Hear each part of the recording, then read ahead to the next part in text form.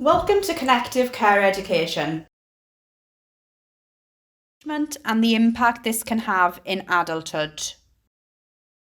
Attachment is a theory that explains how a child interacts with the adults caring for them.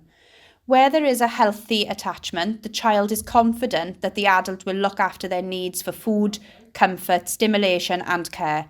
This gives the child a secure base from which they can explore, developing confidence and positive self-esteem. Adults who experienced positive attachment as infants are more likely to form more satisfying adult relationships. Where there is poor attachment and a child cannot rely on those around them to care for them and respond to their needs, they may become anxious, insecure, and have low self-esteem. Poor attachment in safeguarding cases can have an influence on any decision to remove children from their carers. John Bowlby, 1907 to 1990, considered that poor attachment in the early years can lead to an increase in aggression and affectionless psychopathy, where an individual cannot show affection or concern for others. Adult attachment. We often find that adults form attachments with the individuals that care for them. Individuals with dementia and mental health issues often form attachments. Early attachment experiences form an important foundation for our later social and emotional development and for our mental health. An individual's attachment trait often stays with them into adulthood and can become a model for the way individuals interact with others as adults. Secure attachment helps children and adults learn positive ways to manage feelings, relationships, and stressful situations. It also contributes to the development of trust, autonomy, and self-esteem. Insecure attachment does not necessarily increase the risk of a disorder, but can present certain challenges to people's well-being. These may include low self-esteem, difficulty trusting others, and finding it hard to manage difficult feelings. Importance of self-identity, self-worth, and sense of security and belonging. The government defines well-being as a positive physical, social, and mental state. Self-identity affects mental well-being and how an individual copes with challenging times. Self-identity is a compilation of self-evaluations and the beliefs or perceptions an individual has about themselves. It directly affects emotional responses, decision-making, and behaviour. It also includes the feedback individuals receive from others and how they interact with them. For these reasons, understanding self-identity is crucial for an individual to understand themselves and their well-being. Self-identity can be an asset that helps an individual thrive by building a healthier self-image and improving self-esteem. What informs self-identity? Self-identity is what helps an individual distinguish themselves from others. It's what makes them see themselves as individuals who have a consistent identity. Self-identity is sometimes used interchangeably with self-esteem, self-worth, self-image, or self-concept. In truth, self-esteem and self-image are aspects of self-concept. Three aspects which are widely agreed to inform our self-concept include the view an individual has of themselves, also called self-image. For example, I am an outgoing individual. The value an individual places on themselves, also called self-esteem. For example, I am likable. Who an individual aspires to be, also called the ideal self. For example, I am a good individual. Self-image and self-esteem can influence an individual's ideal self, the imagined or ideal individual that they aspire to become. These three aspects of self-identity have significance for an individual's well-being, how they navigate the world, and their connections to others. Where does self-identity come from? Individuals begin developing their self-identity very early in life, starting from around 2 months old. An example of this is when a baby smiles at their mother and their mother smiles back at them. The baby is beginning to gain a self-identity, which helps him gradually realise himself as a distinct individual from his mother.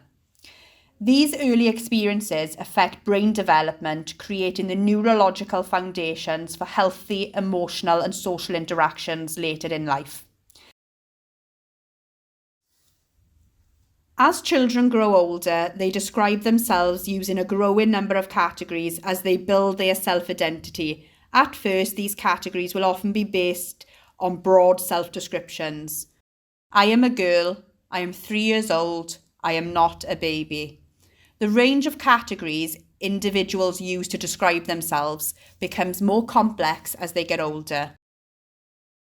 As self-identity becomes more elaborate over time, it is influenced by personality traits, personal preferences, values and cultural beliefs, skills and attributes, labels given by others, social roles, early childhood relationships and other relationships, emotional development, age and gender, appearance, education, sexual orientation, life experiences, for example, bereavement and illnesses.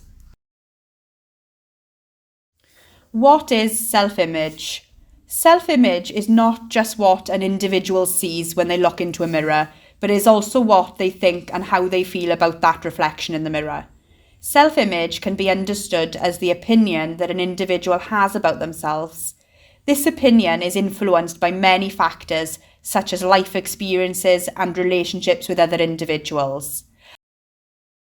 Younger individuals tend to describe their self-image using personality characteristics, for example, outgoing and shy, while older individuals tend to use social roles to describe their self-image, for example, caregiver or career-driven.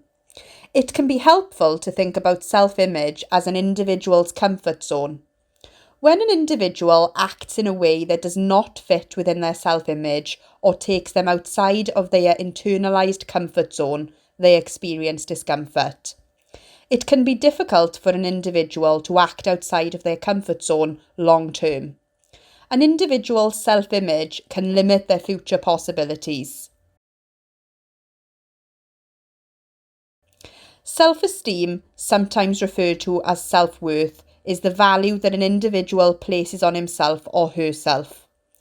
Individuals give themselves positive and negative evaluations all the time, often based on how they view themselves in comparison to other individuals. High self-esteem means that they value themselves highly. This allows them to hold a positive view of themselves and feel optimistic about their future. Individuals with high self-esteem show high levels of confidence and self-acceptance. Low self-esteem means that individuals do not value themselves very highly. They may hold negative views about themselves and feel hopeless about their future. Individuals with low self-esteem often lack confidence and may experience guilt or self-blame when things go wrong. Resilience. Self-identity influences how an individual manages their emotional experiences. Life can become more challenging when an individual experiences an unhelpful or distressing emotional response to common difficulties. A healthy self-identity, indicated by positive self-esteem and a healthy self-image, can build an individual's resilience and help them thrive despite the normal challenges of life. For example, Mark got a lower grade on his maths exam than he had hoped for. He could see this disappointment as an acknowledgement that he has a lot more to learn and perhaps could try doing more hours of studying before the next exam. Or he could see this as a prediction of how he is going to do badly in all exams in the future. Relationships. Self-identity reflects how an individual feels about themselves in relation to other individuals. Making unhealthy comparisons with others can further damage self-esteem and is linked to a poor self-image.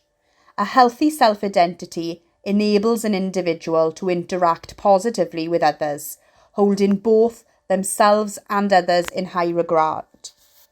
An example of this could be an athlete who acknowledges the superior ability of his teammate whilst remaining confident in his own ability and his capacity to progress over time.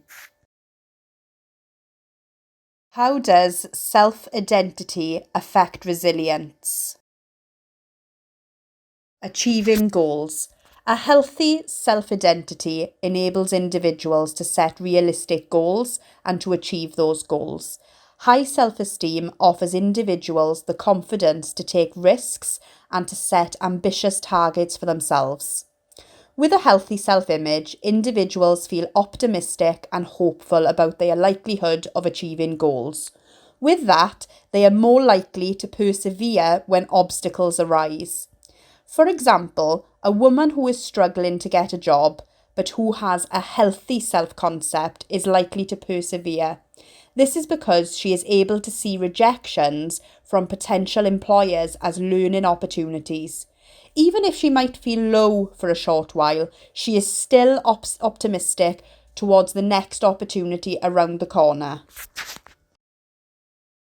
Positive affirmations. Positive affirmations are popular, but they may not always reflect an individual's reality. In order for positive affirmations to positively affect self-esteem, they need to feel believable and realistic. They can be effective reminders for many individuals with low self-esteem if they are not too distant from their existing beliefs about themselves. Self-development. Developing personally and professionally can increase an individual's self-esteem as they build on achievements and skills. This creates feelings of competence, which enhances self-esteem. It can be particularly helpful for individuals to focus on developing aspects of themselves that they like or already have some skills in. Building on core abilities improves confidence, which positively impacts on self-esteem. How do you engage in self-development? This could be through study, sports practices, or volunteering. There are many aspects of ourselves, social, emotional, spiritual, and physical, that can be developed throughout our lives. A. Create a list of the ways you are engaging in self-development. B. Create a second list of all the ways you would like to develop yourself. Low self-esteem. Take a compliment. When an individual has low self-esteem, compliments can make them feel uncomfortable. Many don't know how to respond with modesty.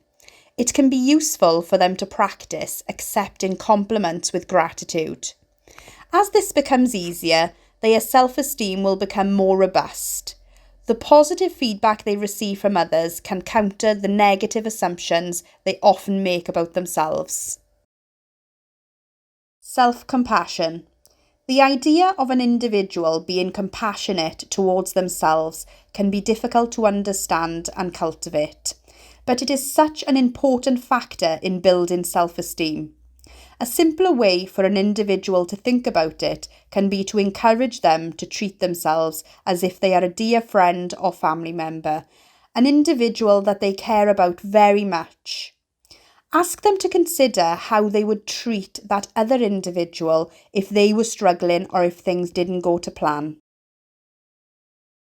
How support will impact upon how individuals feel about themselves. The ways in which individuals are supported will support their self-esteem, security, self-image, and overall well-being. To promote an individual's well-being, they need to be happy with and involved in as many aspects of their lives as possible.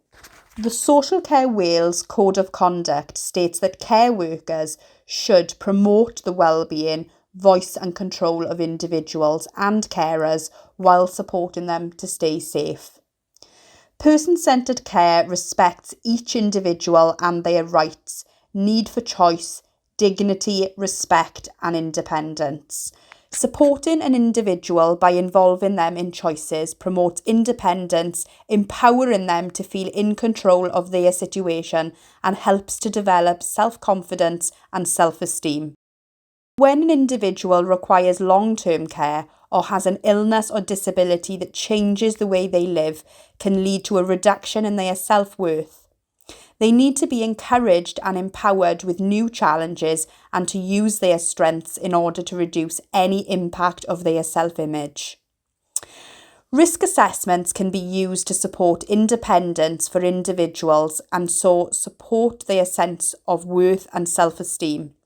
The Department of Health, in its document Independence, Choice and Risk, notes that a safety-first approach may not necessarily be the best approach, as it may be detrimental to quality of life and a risk of maintaining independence.